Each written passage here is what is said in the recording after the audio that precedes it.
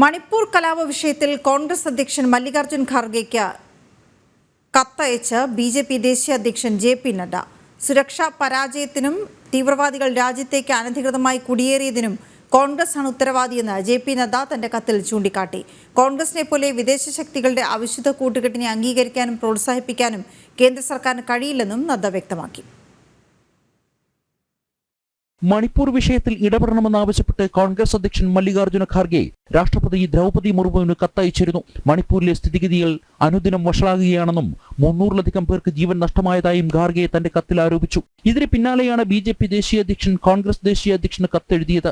മണിപ്പൂരിലെ സംഘർഷങ്ങൾ രൂക്ഷമാകുന്നതിനിടെ സംസ്ഥാനത്തെ സ്ഥിതിഗതികൾ വികാരഭരിതമാക്കാൻ കോൺഗ്രസ് ആവർത്തിച്ച് ശ്രമിക്കുകയാണെന്ന് ബിജെപി ദേശീയ അധ്യക്ഷൻ ജെ.പി. നഡ്ഡ തന്റെ കത്തിൽ ആരോപിച്ചു.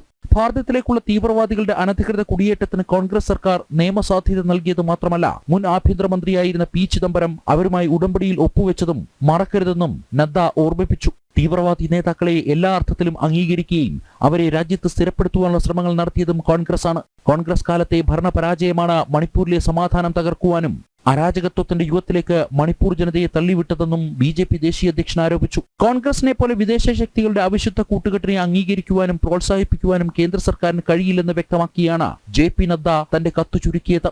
ജനം, ഡൽഹി.